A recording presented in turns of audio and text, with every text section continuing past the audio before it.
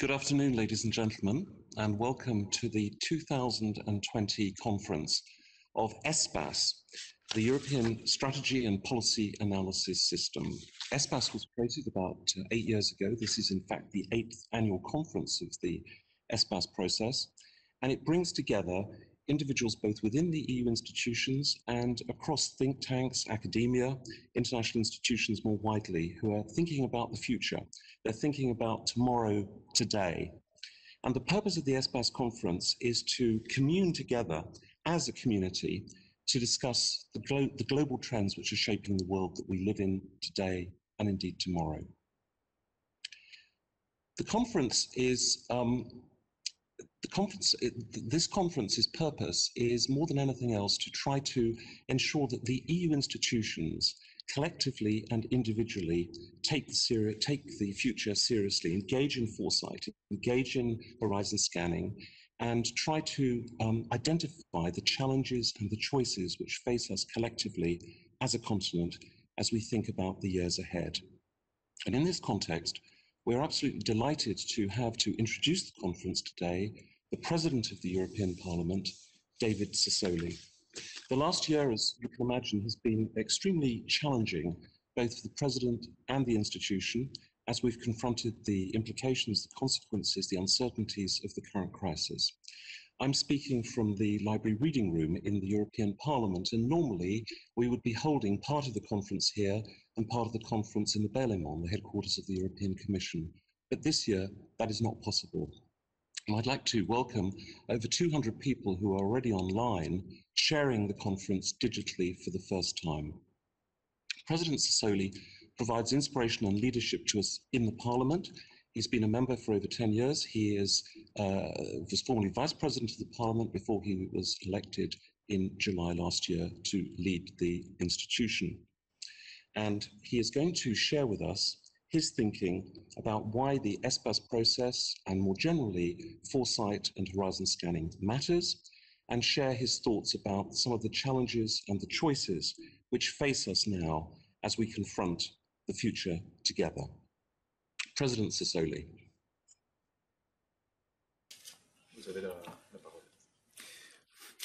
Buongiorno. Hello, everybody. Thank you very much for your invitation. It gives me great pleasure to open this very timely event focusing on building a more resilient Europe in an uncertain world. In this sense, the report of the European Commission of September 2020 is very important because it illustrates the reasons why strategic foresight should be used in the EU policy-making process, and introduces a comprehensive idea of EU resilience. I'm very happy to see this. After years in which only growth has been talked about, we're also considering social, green, and digital factors. We want a more equitable and climate-neutral world, and greater control and sovereignty in the digital realm. We have lived through extraordinary events this year, which have certainly put our resilience to test in many ways.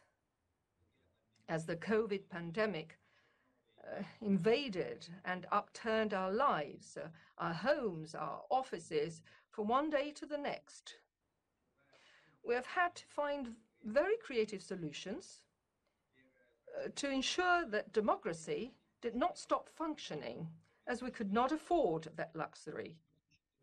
Our citizens and our businesses, legitimately so, expect us to rise to the challenge and address their very real concerns. Every day, this deadly virus created uncertainty and a fear for survival, and our societies responded in different ways. So even in times of crisis, or perhaps especially in times of crisis,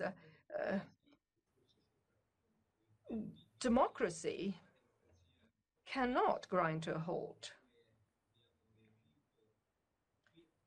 So how did we, as a parliament and the other institutions, respond? Firstly, we amended our rules because our rules didn't allow us to deal with the crisis.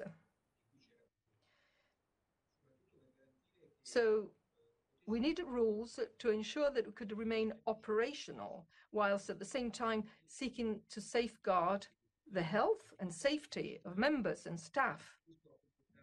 And this involved introducing new procedures in rapid time, and in particular, remote voting procedures, which was hugely challenging, but absolutely vital to enable us to continue voting and legislating and scrutinizing the decisions that were being taken, many of which will have a significant impact in years to come.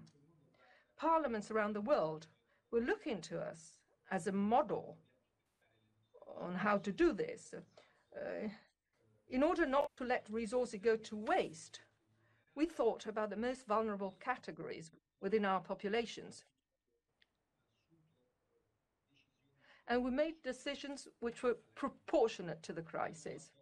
We welcomed homeless women in our premises and served meals to those in need, because the institutions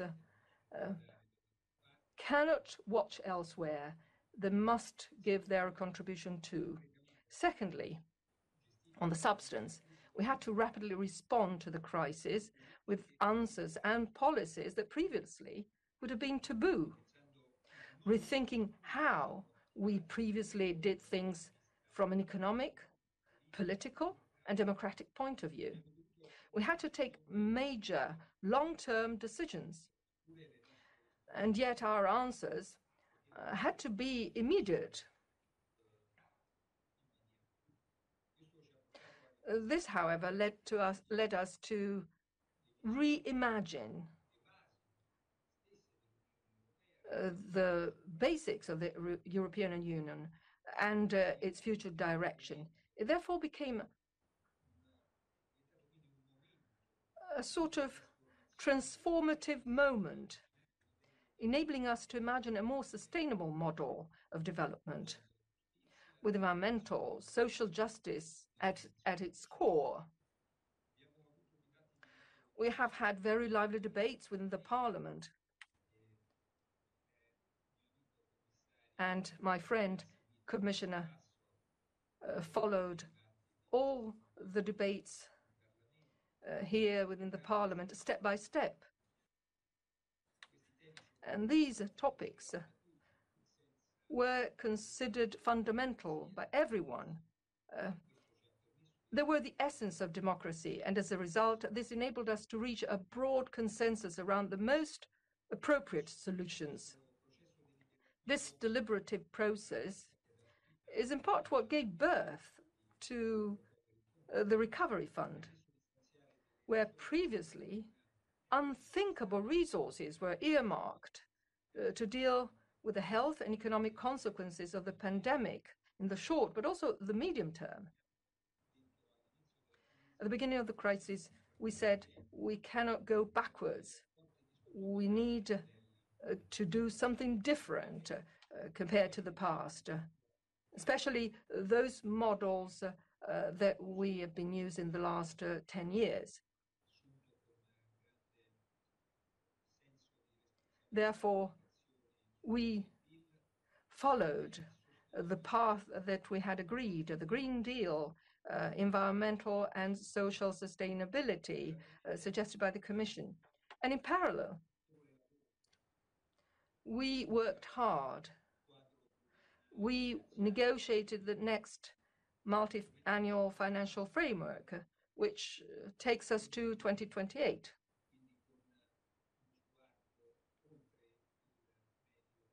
So we look forward beyond the midterm. Since these negotiations are over now, they lasted long, but now they're over. And we hope now that the Council rapidly will find a solution. I was happy that after so many months of often quite tough and intense negotiations, last week we managed to reach a deal for a historic package that includes new elements, such as the rule of law and own resources. This will enable us to be more autonomous and forward-looking. And of course, we'll base ourselves on our values. The Parliament, for its part, prioritized key flagship programs, including both the health and research budgets. Our goal was to look ahead and make Europe future-proof for new challenges. The pandemic won't be the only challenge. There will be many other challenges. And of course, one has got to be ready. We have to be ready to take initiatives and to take up responsibilities. Of course, we decided to not leave to the next generation no means to deal with this crisis. What mattered for us was to make the Union more resilient and strong to look forward to face the future. It is no exaggeration to describe this deal between the Parliament and the Council as groundbreaking. The European Union will put on the market an unprecedented amount of bonds. We're writing history and paving the way for future generations to have more resources to invest in health and vaccines, cross-border student exchanges, research, digital and climate. For years, the issue of new own resources was a taboo, an impossible dream. Now it has become a reality. Europe is facing up to its present and its future, and ensuring that nobody is left behind. The fact that these own resources will be financed to a large extent by polluting industries underlines our commitment to building a greener Europe. The budget is a true expression of the EU standing firmly together to address collectively the issues facing our citizens. We've opened a new chapter in European integration. Support from the EU budget cannot be unconditional and goes hand in hand with the respect of the EU's values. Europe is much more than just economics, and what lies behind the budget are the fundamental principles of the EU on justice, freedom, and the rule of law, which have endured and proved their worth over time, because these principles allow us to stop abuses and will be very useful for us in the future. They show that we are listening to the concerns of our citizens. We're witnessing a seismic shift with much greater collective solidarity, which is a milestone for the future of the Union. And that will help the EU to become more resilient, sustainable, gender-balanced, and inclusive. For this, we need to change our way of policy making and rely more on foresight and strategic thinking. And in this connection, I'd like to congratulate with my friend, the Commission Vice President Šefčovič, for making important steps in this direction. As Parliament, we have always supported this approach, and I'm sure that we'll continue and even reinforce our collaboration in building a common vision for the EU to look forward. We also need to look beyond the EU, and we have to be strong. But we are only as strong as our ability to help the weakest, and not just those within our borders. We should not forget our responsibilities to the wider world. As Europe thrives when we live in a more peaceful world. We need to become a stronger global player. The only way to do so is through promoting the rules-based order, dialogue, cooperation, multilateralism, and fundamental freedoms. I welcome, therefore, the increase in money allocated to development, as the EU needs to show global leadership in this area. Moreover, this global pandemic underscored how vital international cooperation is in anticipating and tackling 21st century challenges, which are complex and interconnected, including demographics, the rise of authoritarianism, connectivity, and migration. They're all challenges we need to deal with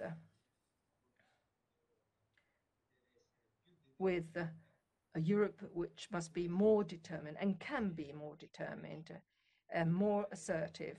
If we can grow, we can lead processes and assume its responsibilities. As we have seen, the world is uncertain. And as I said before, it doesn't wait patiently for us at the door. It goes fast. That said, we have the power and the possibility to shape our future. And the choices of the past have nothing inevitable about them. It is up to us to decide to pursue a better path, a more inclusive and sustainable one. Engaging in foresight and analyzing global trends within our institutions is not an academic exercise, but rather an imperative in order to better equip ourselves. As President Abraham Lincoln said, the best way to predict the future is to create it.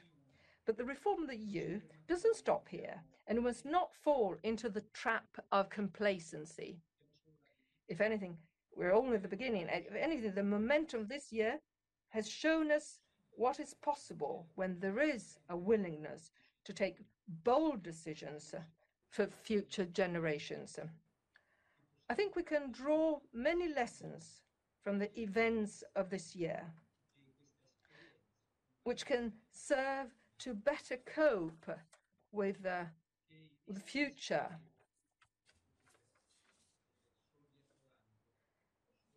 Because I'm sure that we'll continue, even do better. We need solid fundamental foundations supported by our values in order to face any storm.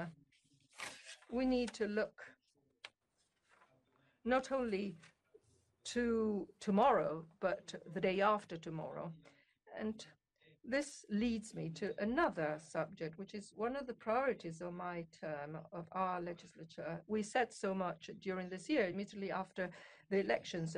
It is so necessary today to think hard about the future of Europe, and the conference on the future of Europe can be an extraordinary, much-needed opportunity. We must be ready to rethink our way of doing things.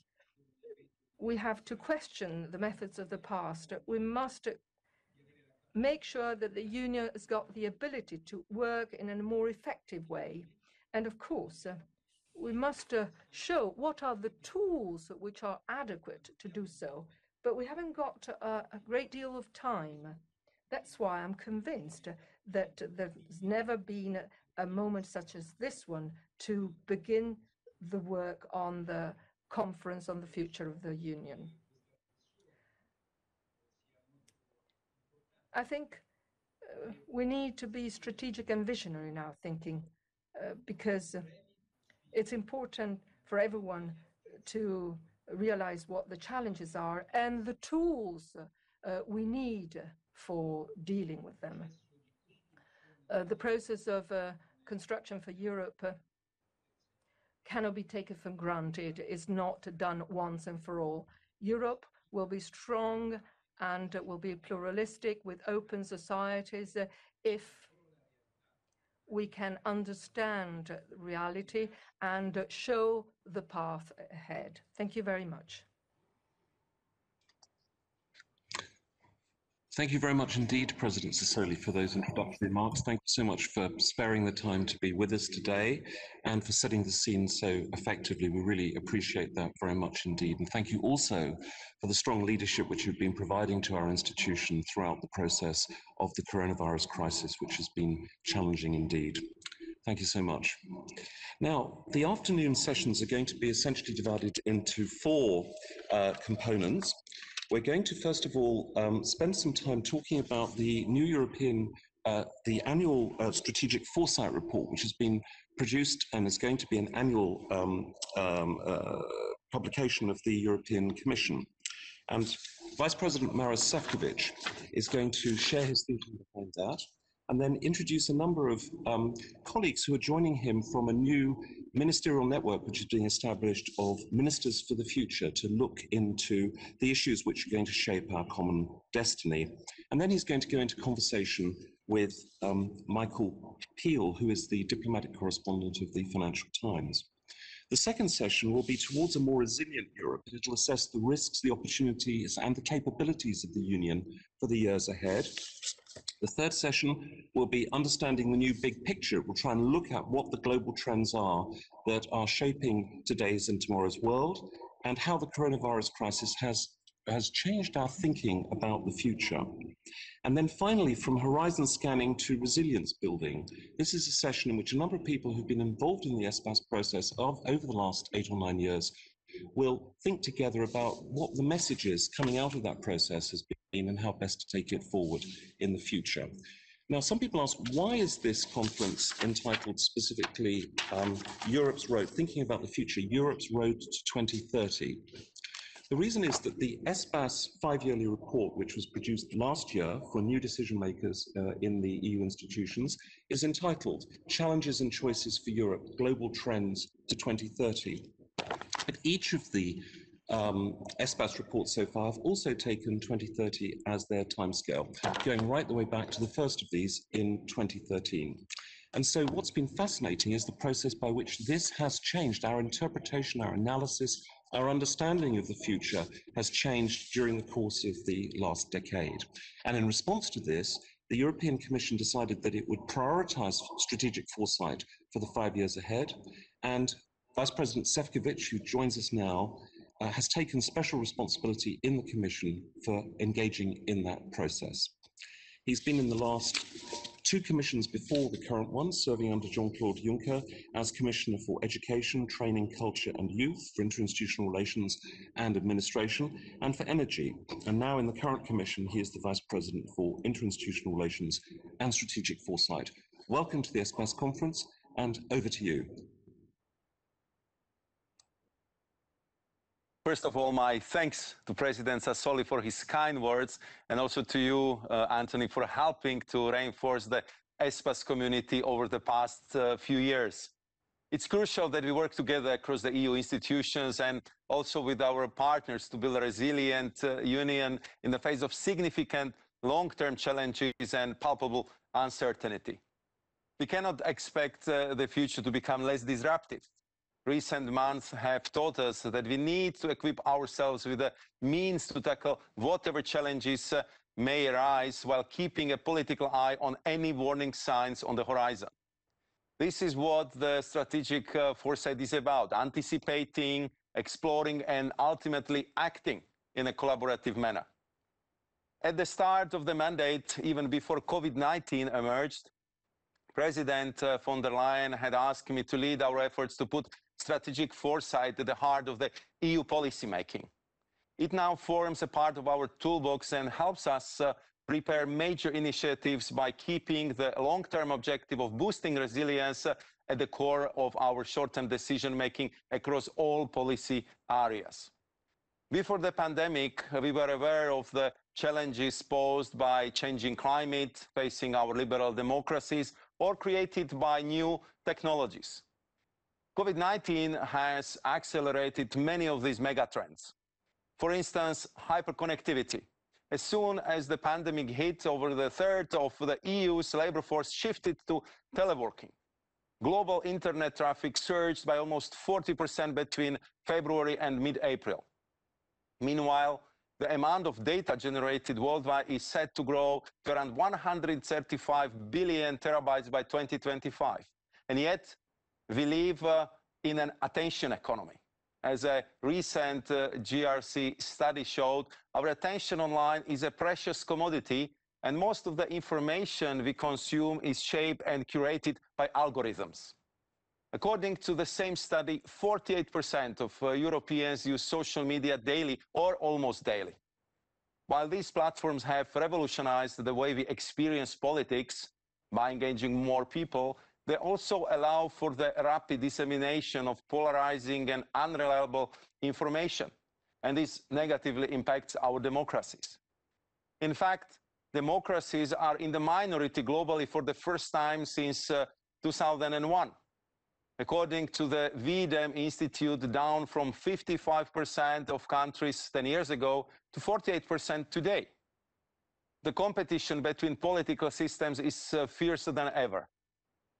It should prompt us to carefully assess what our future partners, levers, options, and strategies will be. And this is just one example of a cross-cutting topic where strategic foresight can deepen our understanding of the dynamics at play across policy tracks. That's why resilience took center stage in the first Commission annual strategic foresight report adopted in September. It sought to identify what COVID-19 has taught us about Europe's geopolitical, green, digital, and social and economic resilience, where we are vulnerable, what capacities we have, and how to make the most of opportunities. But resilience cannot act as a policy compass without proper monitoring. Our report therefore proposed new prototype dashboards to be further developed with member states to assess and monitor resilience across the 4 dimensions. We need to be able to answer a simple question over time. Are our policies effectively making the EU more resilient? The next report will offer comprehensive new resilience dashboards, but it will also provide in-depth analysis on our open strategic autonomy, clarifying the concept, identifying strategic dependencies, and proposing ways to reduce them. This too is relevant across policy areas while making clear that we do not have a protectionist or anti-transatlantic agenda. Take our inability to counter India's recent export ban on 13 active pharmaceutical ingredients. This raises policy questions and a range of options related not only to trade, but also diversification of supply chains, intensifications of ties with key partners, increase of strategic reserves, reshoring of production where and when necessary, development of substitutes through innovation, and so on and so on. Open strategic autonomy is defined by our ability to reduce dependencies and strengthen the security of supply of key strategic assets, while preserving the benefits of an open economy and supporting our partners around the globe. To boost Europe's open strategic autonomy, we need a long-term vision, whilst embarking on collaborative short-term actions such as launching industrial alliances in batteries, raw materials, or hydrogen, shaping global economic governance and multilateralism, or building a health union. It all requires a robust, dynamic, and comprehensive assessment of key criticalities and strategic pathways. I hope to work closely with all of you on this. Another forward-looking exercise I propose is twinning of the green and digital transition. For instance, we know the digital transformation currently has a carbon footprint price. Last year, data centers and data transmission networks accounted for some 2% of global electricity use. Digital technologies, however, could also help reduce global emissions by up to 15% through innovation in the manufacturing, building, agriculture, services, and transport sectors. Artificial intelligence and space technologies, notably Copernicus, our Earth observation system, can be deployed to greatly facilitate the green transition. The development of interoperable European cloud and edge infrastructure would reduce our digital energy needs while helping ensure the EU's technological sovereignty. In any case, new technologies will continue to have a huge impact on our societies. Many people are already looking to future steps forward, such as quantum computing. But can we assess where our competitive advantage lies and how best to exploit it? At the same time, it is crucial to ensure that we are not chasing technologies without addressing persisting problems, the skill gaps and the challenges of creating an innovation-friendly entrepreneurial environment in Europe. If we are seeking to shape the future of jobs, we need to take a systemic view of labor market shifts driven not only by the digital, but also the green transition, something largely missing now. This concerns low-tech as well as high-tech skills and should be addressed concurrently with our policies in education, a socially just transition, and legal migration. To make the overall picture clearer, we are developing a set of reference foresight scenarios on the future of the EU. We want to use these stress test policy ideas, assess our strengths and vulnerabilities, and reflect on which strategies we should apply going forward. The scenarios could even become an integral part of the conference on the future of Europe. Ladies and gentlemen, the European Commission is the first major public administration to bring strategic foresight into the highest political level. But if you want to succeed, it must be a truly collaborative exercise. With this in mind, I'm launching an EU-wide strategic foresight network, which will see EU institutions, member states, think tanks, academia, civil society, and international organizations joining forces. First, the network will help share best practices and build evidence-based anticipatory capacities in each member state. Second, we will work together on foresight projects of common interest. As I often say, foresight is not about the next election, but about the next generation. I very much look forward to working with you on this important endeavor in the months and years to come. Thank you very much. Thank you very much indeed, Vice President Šefčovič, and thank you for that very important announcement and for upgrading and taking so seriously foresight issues in the EU political system. Now, at this stage, the Vice President has invited Jyrki Katainen, former Prime Minister of Finland, former Vice President of the European Commission in the last Commission where he was responsible for jobs, for growth, for investment and competitiveness, to say a few words about how he sees the process of embedding strategic foresight in policymaking and what best practice we might want to draw on. Over to you. Thank you very much, ladies and gentlemen, dear Vice President Šefčovič, dear Maros, Madame, Monsieur. Thank you very much for having me in this very, very fascinating event. Let me first say a couple of words on Sitra, my current organization. Sitra is Think, Do and Connect Tank, which concentrates currently on circular economy. Also, we try to explore new market-based solutions for improving biodiversity. We also concentrate on fair data economy and democracy. Especially, we look at democracy through modern technology glasses. So there is a rich transition of foresight for policy in Finland, but also elsewhere. And we can definitely learn from it. But we also need to challenge our understanding of what foresight is and what works in the current situation. We have moved to post-normal times where, like Vice President Šefčovič mentioned, complexity, chaos, and contradictions have become the dominant themes, and uncertainty and ignorance have increased drastically. In other words, this is a time of transition also for foresight. What then are the key transitions needed in foresight? First, we must move from knowing the future to humility and seeing uncertainty as a welcome thing. We need to shift from emphasizing projections and predictions to understanding the tensions of megatrends and uncertainties in present and how they might impact the future.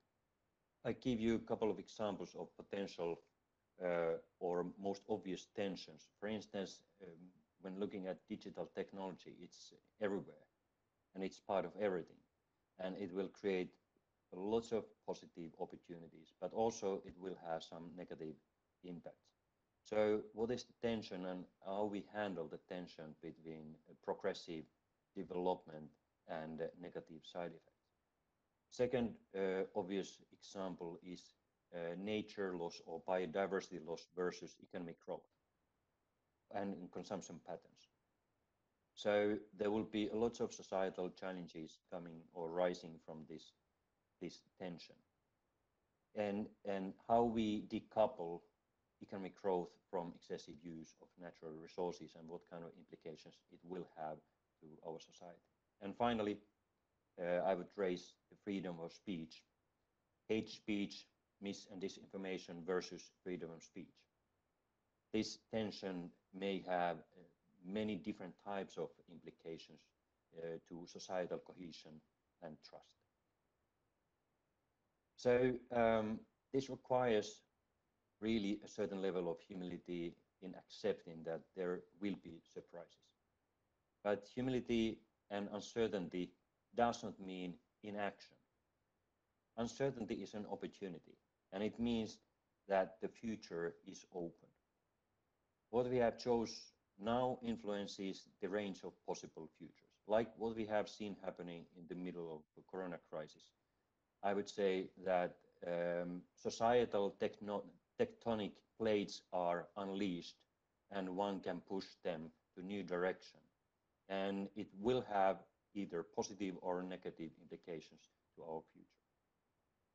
In practice, this shift in foresight means enhancing future literature on all levels, from schools to decision makers.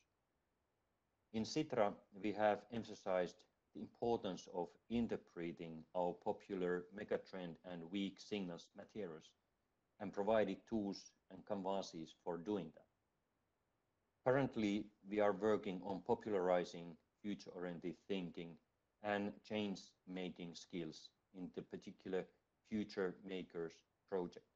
Our aim is to increase citizens' understanding on possible futures and also help decision makers to build a joint outlook of potential futures. Secondly, when looking at what transition is needed in foresight, we need to move from colonizing futures to discussions and plurality. Participation and inclusion are ever more important in strategic foresight. What are preferable futures and to whom? Who is present and presented in foresight exercises and whose voice is heard? The future belongs to everyone, yet it is often discussed and imagined in small and closed circles. This not only means that those left out might be alienated from visions of future that inspire those who made them. It also means that many surprises and developments are not considered. In practice, this can mean having more constructive dialogues and spaces for discussing futures, all linked to decision making. For example, in Finland, there have been a series of future dialogues by the Finnish government as part of the government report on the future. The aim is not to arrive at a consensus, but to understand others better. It is also good to break the silos and have discussions within the government between different ministries. The Finnish government is now running a joint scenario process that does justice. And thirdly, we need to move from maintaining the past to refusing the normal and leaping into future. Many current ways of doing things are not sustainable. We should not aim to go back to that normal. Instead, we should actively refuse it. At the same time, it is important to acknowledge that change can be scary. This anxiety towards uncertain futures can be alleviated by taking a bold leap into futures, emphasizing the opportunities that exist and imagining where they might lead us. We need to think long-term, not just the next 5 to 10 years, but in terms of generations. What kind of world do we want to leave to our children and grandchildren? For example, the next Finnish government report on the future is titled Finland for the Next Generation. Let me finish by saying a couple of words on the EU Foresight Network. What we have learned from the Finnish National Foresight Network is that the network needs to be both open and orchestrated. It needs to be open and accessible to all stakeholders and to be forum for connecting different actors to think together about futures. In practice, this means that the events are open and public, and events are organized jointly by many actors. Ideally, it forms a vibrant ecosystem of foresight. However, the network also needs to have a clear orchestration and to be connected to decision making. In Finland, the network is coordinated by the Prime Minister's office, and there's a core group consisting of ministries, Academy of Finland, Business Finland, and Sitra, which further develops the network's activities.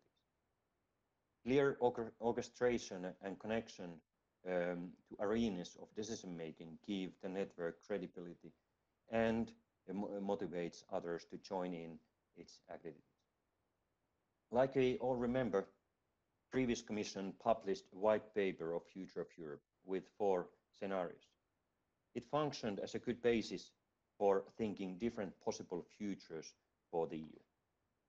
And it also triggered imagination and challenged people to think, what do they want from Europe? What is possible and what is possible threat?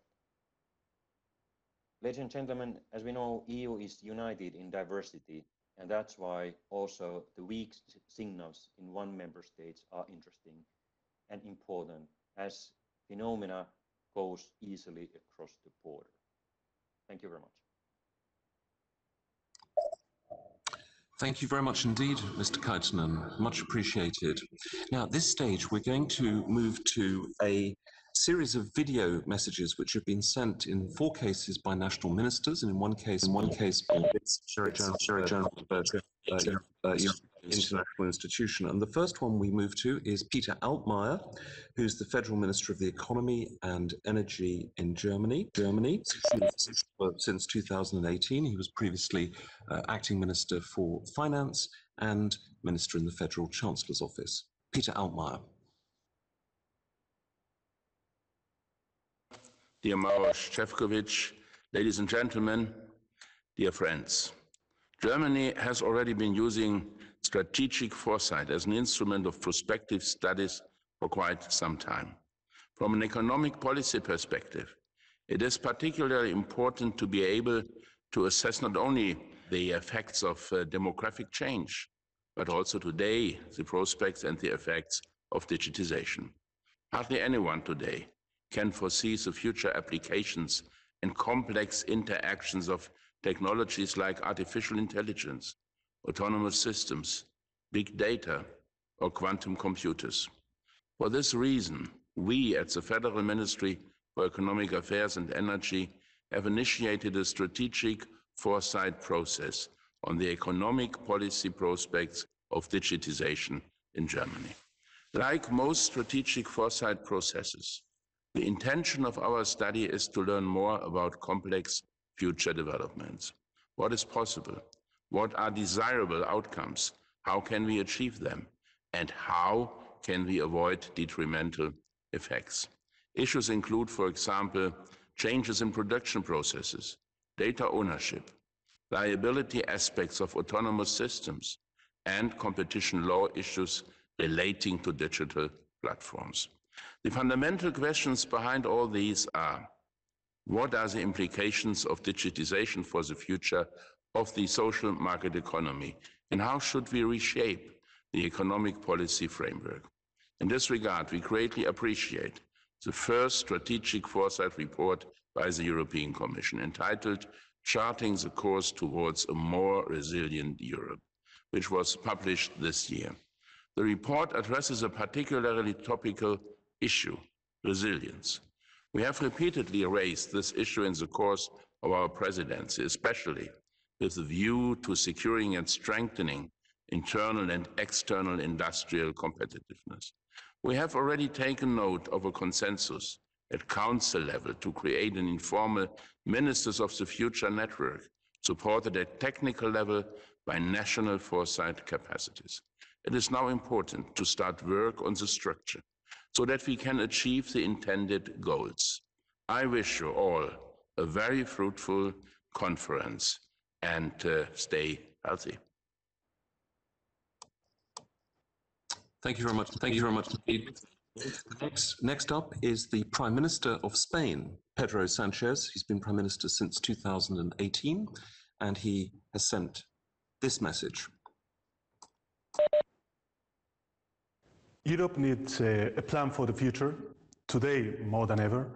The pandemic has clouded many of our hopes, redefined our priorities, and accelerated many transformations that were already underway. And it is precisely in this context of change and uncertainty that we Europeans need to come together and craft a vision for the future. A vision that must go beyond the realms of technological innovation and environmental sustainability, taking into consideration every dimension of our societies. This new vision should ensure a prosperous economy and a well-functioning democracy. We need a long-term plan, and the best tool we have to illuminate the crafting of that plan is strategic foresight. If the last few months have taught us anything, it is that member states can no longer rely on the traditional methods of policymaking and crisis management. We need to strengthen our capacity for evidence-based anticipatory governance so as to be able to get ahead of events instead of being overtaken by them. I firmly believe this. This is why earlier this year we created the Spanish Office of Foresight and Strategy, a unit based within the Office of the Presidency's Cabinet, formed by an interdisciplinary team of analysts who work closely with other state departments.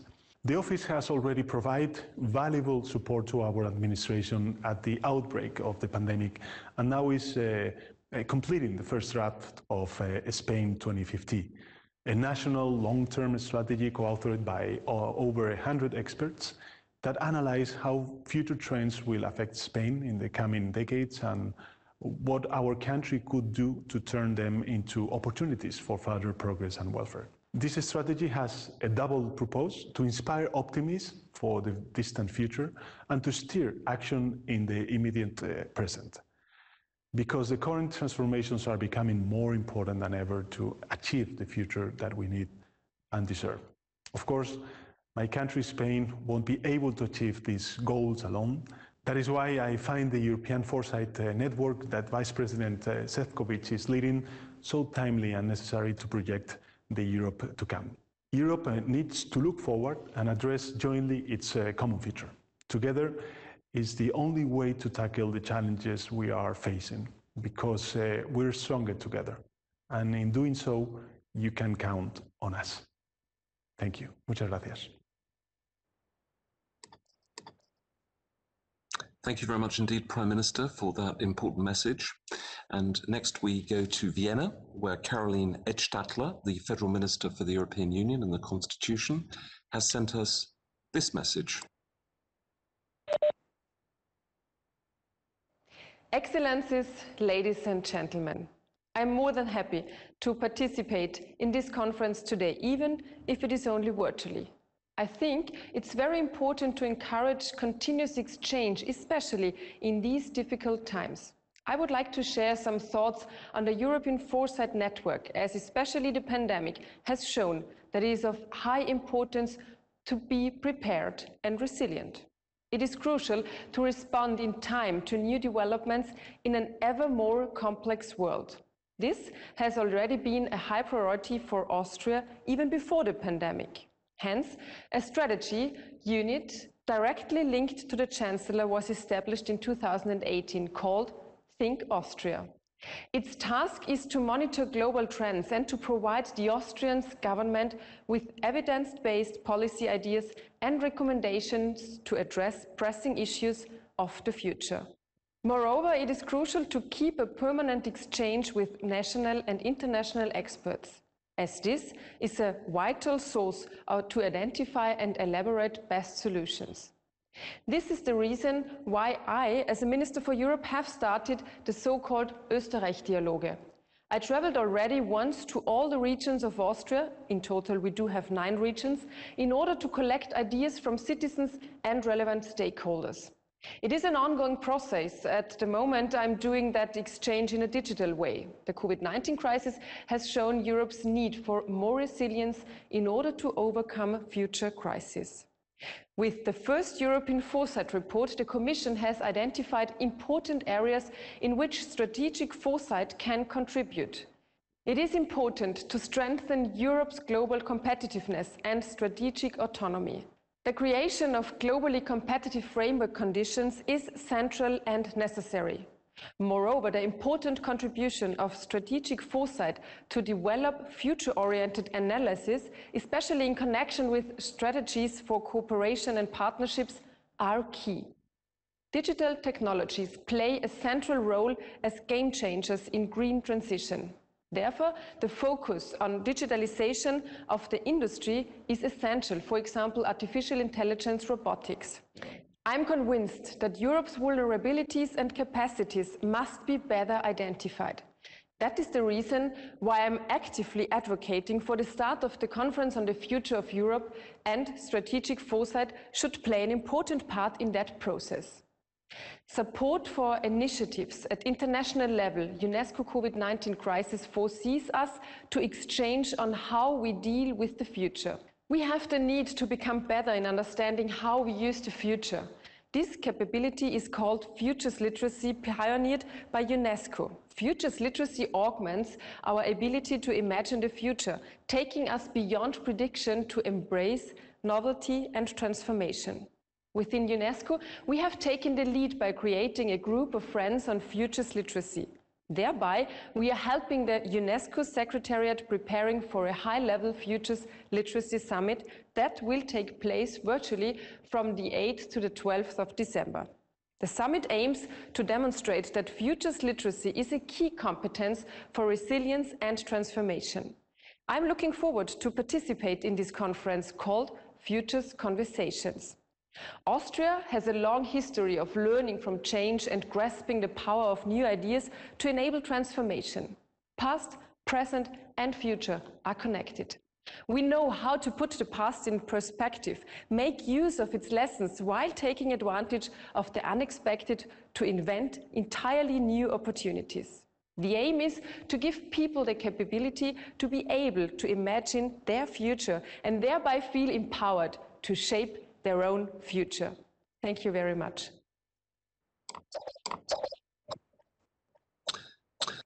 Thank you very much indeed, Ms. Ed Stadler. And of course, some of you will recall her from being in the European Parliament, where she was a member until earlier this year. Now we go to Lisbon. Ana Paula Zacarias, the Secretary of State for European Affairs in the Portuguese government, a role that she has performed since 2017.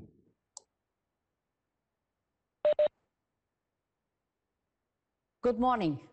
Greetings from Lisbon, where we are actively preparing the Portuguese presidency of the Council of the European Union starting on January 1st, 2021. We're doing this work in the midst of the uncertainties that the COVID-19 pandemic brought into our daily lives, to the health of our fellow citizens, with their consequences at the social economic level. We know it's time to act, time to be positive and work together to develop a vaccine and push for Europe's economic recovery. It's time to join efforts and take the right political decisions. To do this, we need to have information. We need to have encompassing long-term strategic vision. We need the foresight instruments that can help us navigate our way into the future. ESPAS has become a landmark when it comes to providing this type of analysis. And this year, the conference will open with a presentation of the European Commission's first ever and more needed than ever annual strategic foresight report. Thank you, Vice President Maroš Šefčovič, for your work. In Portugal, we learned a thing or two about coming out of a crisis and reinventing ourselves. We learned that only by putting people at the center of our policies can we build the necessary trust for our society to move forward. We'll face then our semester as a time to act. We believe that cohesion, convergence, and competitiveness should play a central role in shaping our future policies. Our program, in line with our trio partners, will be devoted to 5 main priorities: resilience, social, green, digital, and global Europe.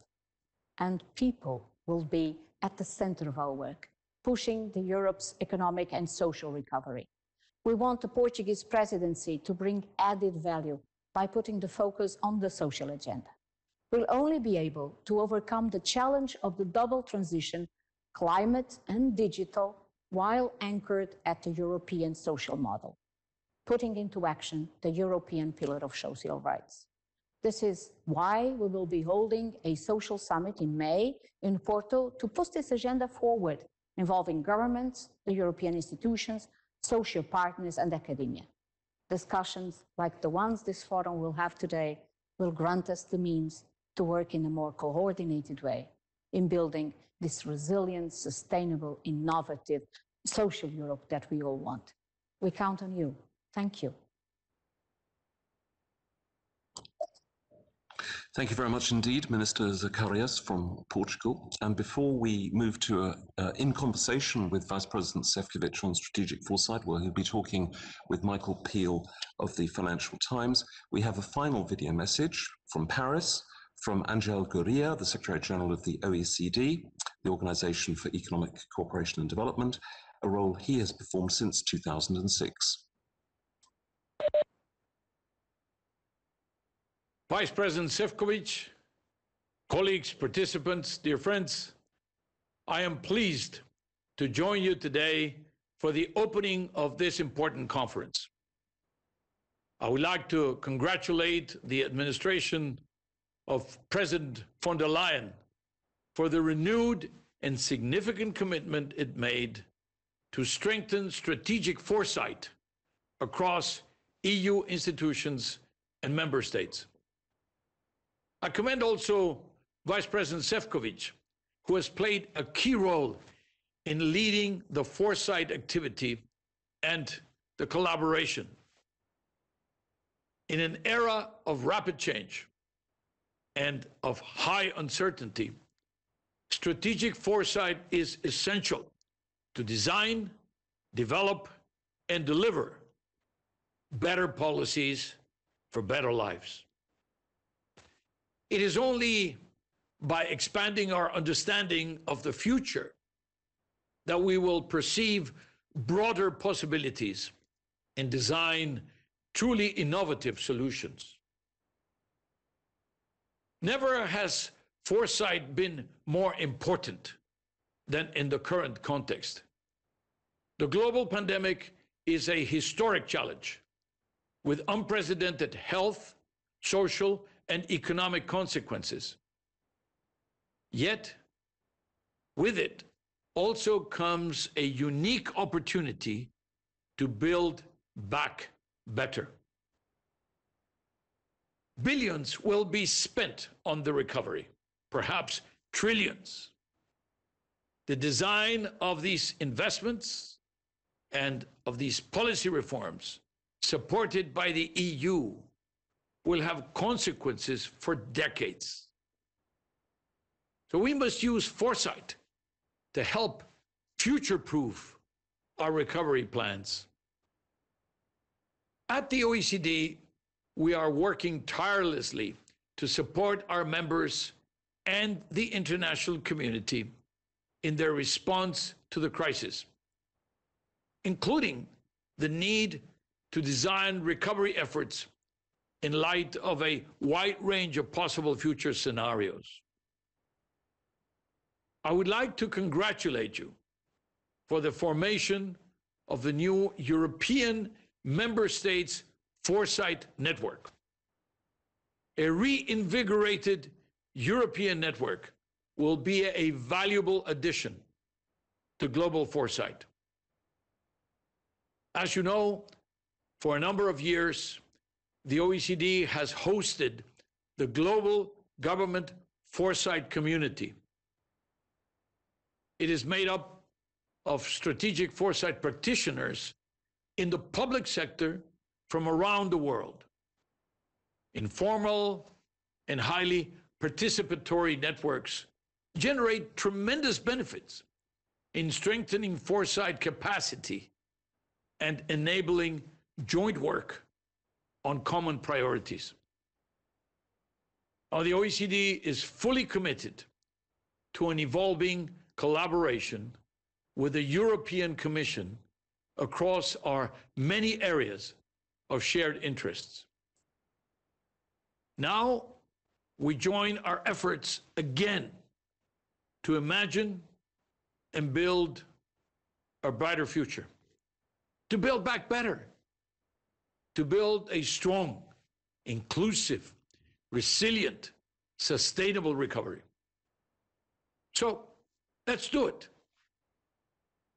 I wish you all productive exchanges and good, foresighted discussions. I wish you a successful conference and beyond. Thank you very much.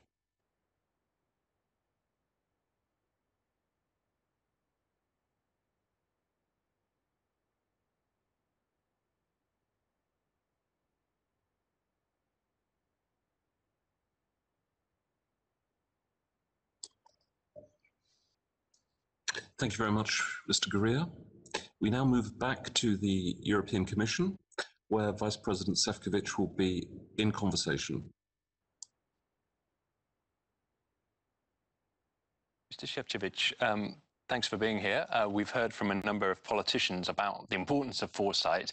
What I'd like you to do, I think, is to explain what is foresight. This is a new job. What does it mean to be Vice President for Foresight? And does this mean that the Commission was not acting with foresight until 1 year ago? I think for me, foresight means that it's really thinking about tomorrow, today. And actually, the Commission was working with the foresight already in the past. It was very famous President of the European Commission, Jacques Delors, who set up at that time the Prospective Strategic, which was such a first foresight unit, but it was used more, I would say, in piecemeal approach. And what our President, Ursula von der Leyen, very much wanted is that we would really base our policies on evidence, on really foresighting and developing the future scenarios. And with giving me this new task, she also asked me that I should do my utmost that we would mainstream foresight not only into the policy cycle, but also to all flagship initiatives. So the fact that we are working now on a regular basis, and after this first ever strategic foresight report will be coming every year with, I would say, the topic which we believe foresight community should look at. We are also contributing to all flagship projects and initiatives with a very important foresight element, which means that our proposals would be more future-proof than in past. And my other capacity, I'm also responsible for better regulation. So we want to use also the foresight when we would be revising and looking at all the directives, all the regulations which we adopted over the past years, and making them again better equipped for the future developments. And I think what would be very important right now, because all the intervenants, the Prime Minister, ministers and Secretary General of the OECD, been referring to how these changes to theirs are dynamic, how the new technologies are almost arriving every day. And therefore, we're also looking for the ways how we can keep the pace with the technological change, how we can follow our strategic guidelines, meaning that we want to benefit at the maximum from the green and digital transformation, and also use the current crisis for making Europe more resilient. So I would say this is, in a nutshell, the area which we want to cover. And I have to say that we have very enthusiastic response, not only from my colleagues in the Commission, the commissioners, the services, but also, as we can see, from the member states, from the academia, and we want to use this goodwill, this interest, and this positive energy for really taking maximum advantage of foresight. Is there a limit to how effective you can be, though? Because to take the pandemic as an example, the idea that there would be a pandemic like this at some point was quite well known. Lots of people talked about it. But of course, one of the particular problems at the European level has been that the major competences, health, national security, and so on, are still very much with member states. And so the role and the powers of the Commission are quite limited. I mean, aren't there much bigger questions here about whether countries want more or less Europe? I think the concrete example of pandemia is one. We can also cite another example over the migration or even the financial crisis. I mean, the signs been there, and I know that Foresight community been debating it already for some time. But what was missing was, I would say, bringing these concerns, I would say, this horizon scan, it is writing on the wall to the political level, and therefore we speak in the Commission and in my portfolio about strategic foresight. And strategic for me means acting. So if there are clear signs that something is brewing on the horizon, that I'm there to inform my colleagues to start the action, to understand that phenomenon better, and to prepare, of course, with the colleagues the action plan, how to deal with the potential crises. And I think this is very important, and that was something what was missing. And if it comes to the competencies, you have seen that also in this health crisis that there was a clear understanding from the member states that to deal with pandemia of this scale more efficiently, we need to coordinate better. We have to cooperate in more concerted way, and therefore we came with a proposal of the health union.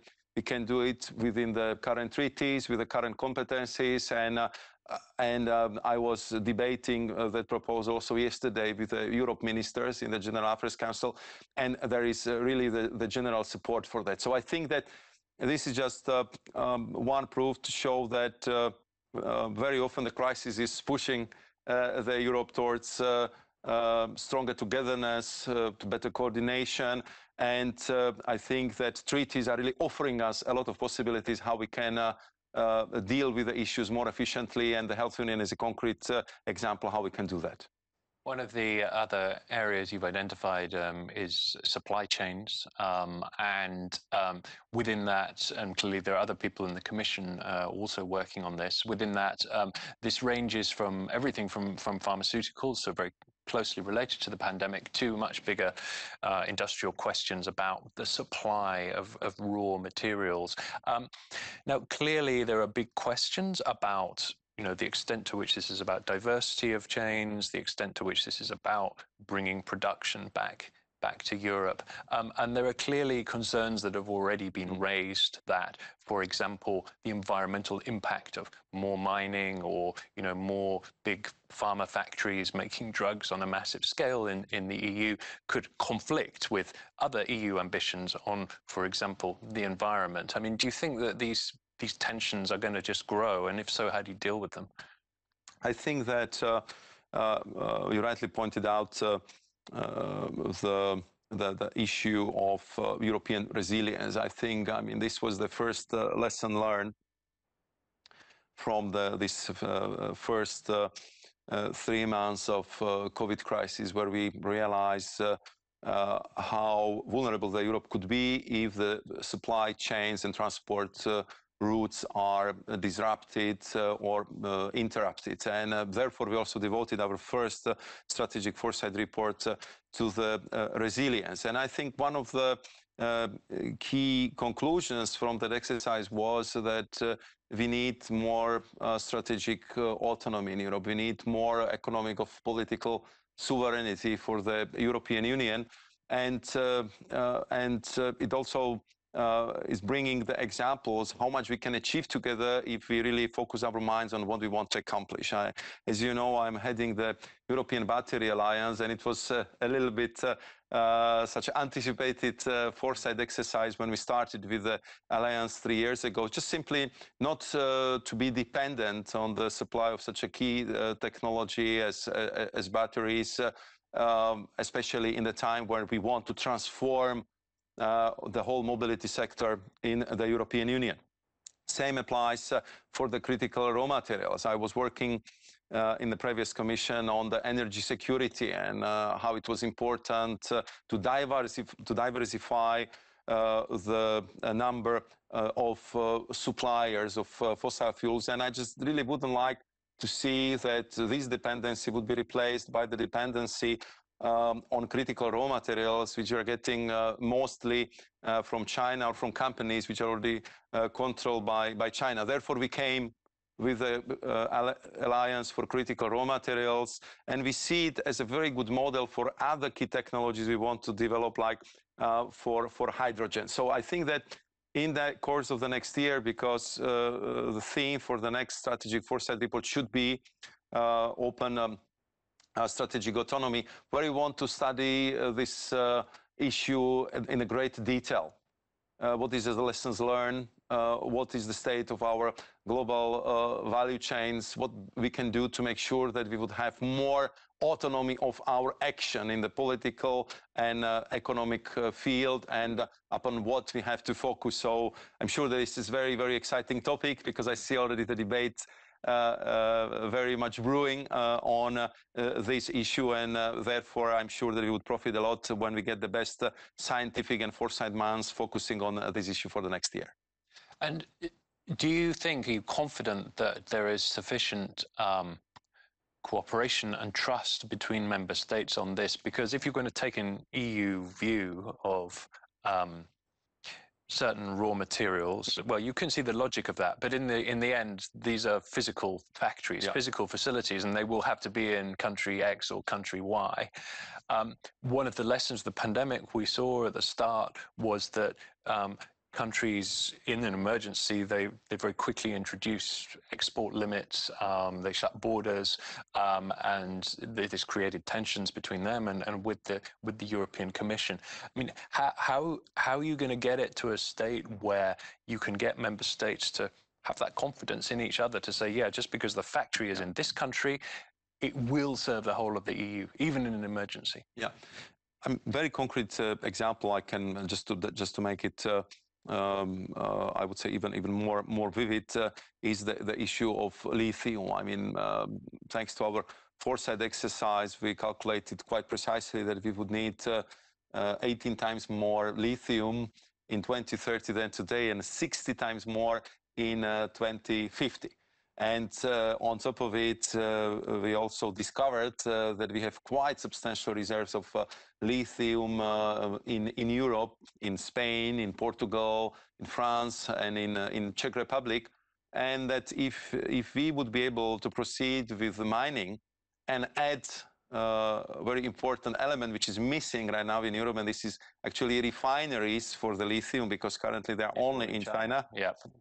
So then we can cover more than half of the lithium demand just from our own sources. You're absolutely right that from one side, there is enormous interest from the business community, from the government, but we know that for the projects of this type, we clearly need to work very hard for public acceptance. And I think you can achieve it only if the local population see the benefit in having or the mine or the refinery, I mean, in this region. And there is a lot of argumentation needed to convince the people in this region that what we are talking about now, that's mining of the 21st century, that we would respect all standards if it comes to environment that are highest in the world. That the local community must have clearly the benefit from that, and that this is actually something by which this region will really get on the map of the very important global suppliers of the precious materials which will be needed for all the future technologies which we want to develop. So I think that the trust is always very important to earn, and we can earn it only when we will be very transparent, open, and state from the beginning that we aim at the highest standards from the labor point of view, from the environmental standards, and also from the high-tech angle. And I think you will see all those intentions really put together in the battery regulation, which we are currently working on, and I hope that we will adopt it before the end of this year. And can you give us a bit of a preview of that? What will you be trying to do with that regulation? I think, to put it in one sentence, we want to make sure that the batteries which would be placed on European market would be the greenest, the safest, and the most performant on the planet. It means that we want to cover the whole value chain from sustainable mining through development of the software, which would work very well with all the legislation being passed in the last years with integrating renewable energy. Then, of course, the reuse, recycle, and we want to make sure that we would include also the passport for these batteries, and also very strong demands on recycle, reuse, and carbon footprint. So I think that all that trends which we are supporting in this twin green and digital revolution would be reflected in this battery regulation, and I believe that we are aiming at such a top quality that the battery regulation which we are proposing will become the global standard for, as I said, safest, most performant, and most sustainable batteries. And can you give us a sense in concrete terms of some of the other questions you're looking at, particularly perhaps questions that aren't linked to the pandemic? Because, of course, the danger is, I guess, that as everybody focuses understandably on the immediate health crisis, there are other things going on that also need to be addressed. I think that the issue which is coming across from all trends of economy are skills. So we are really going to prepare such a partial reports next years on what kind of skills do we need in Europe, what it means if we are talking about green jobs. We are talking about high-tech jobs, but also about low-tech jobs, which are also important for Europe. And we are also going to, I would say, deepen our scientific assessment of all the new jobs which are really on the horizon, because we know very well that top 10 jobs of today didn't exist just 5 years ago. And when I'm asking especially the industrialists from these future-oriented technologies, how do you feel in Europe? What are you missing? So they are not missing the investment opportunities. So they are also very, very, very pleased with the labor standards, with the environment, with the infrastructure. They are telling me that there is only one limiting factor, and this might be in a very short period, the lack of skilled workforce. So I think that we need to adjust the way how we are preparing, especially the young people, for these jobs of the future. And if we do it well, we will have the guarantee that Europe will continue to have the best trained, best educated workforce, and that they will be having the high value-added jobs, which I think one of the goals of European social economy. So that would be, I think, the major challenge: how to improve the curricula in the primary schools, in the high schools, at the universities, to make sure that our people are well prepared for these new jobs, and that we would improve also our reskilling and upskilling programs for the labor force of today to be really prepared for all these opportunities of tomorrow.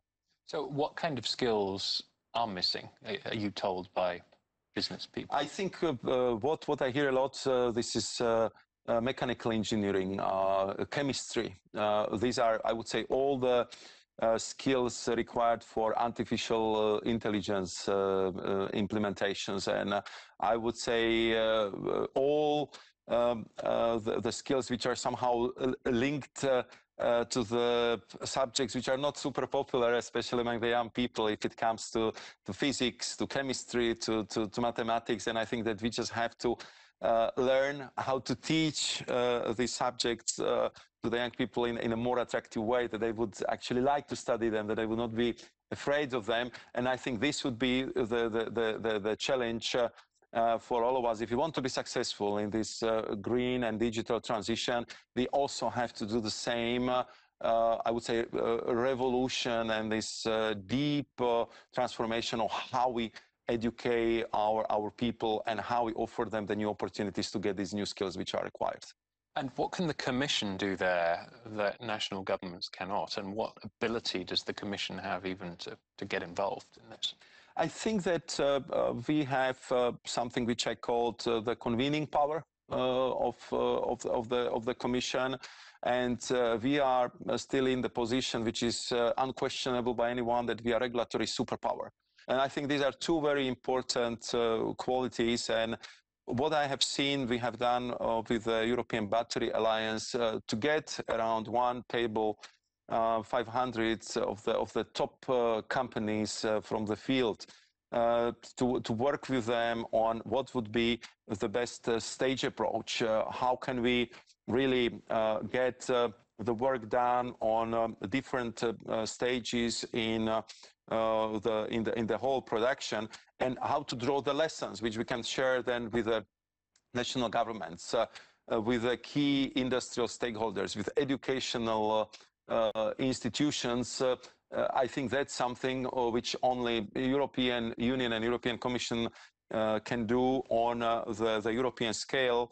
And I have seen that what kind of positive dynamics we have started when we started with the smart specializations of the regions. So we have currently more than 20 regions which are specializing in certain skills, in certain productions, if it comes to the batteries. And I think this is something what we can do in much wider scale. And I know that my very good colleague Thierry Breton is using this blueprint for the formulation of this new industrial strategy for Europe, and therefore we are using the same approach, as I said, for critical raw materials, for hydrogen. I'm sure that we will have other alliances, especially in the field of IT and artificial intelligence.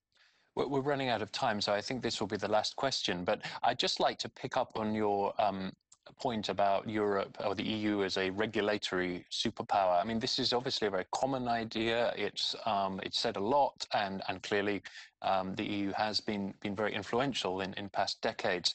But are you concerned that actually that influence could be slipping, as, for example, China takes a lot more interest in standard setting and getting a role in global standard setting bodies, and also that the EU is getting left behind in some of the frontier areas, for example, artificial intelligence? I mean, is the superpower status slipping away? I don't think so, because Europe has become this regulatory superpower not only because of the process and the size of the European market, but because of, I would say, the trademark feature of the European regulation, which guarantees the highest quality. So it was not only adopted by our member states, but very often by global value chains, because if they wanted to market their product somewhere else outside of the European market, I would say if the, let's say, global consumer population have seen that this is manufactured according to the European standards, they always knew that they are going for the highest of the quality, for the best protected trademarks and safest, for example, food, toys, or any other product. So I think that if we continue, and I'm sure we will, to aim for highest quality, for highest consumer protection, I think we shouldn't worry about losing the status. But you're right that in all the areas where we need to speed up, we have to do it, and clearly the aim to have the next decade being the European digital one, aims exactly at that, to catch up and to overcome the gaps we might have in certain fields of the digital technologies. And before we go, any final areas that are on your mind just now that viewers should know about?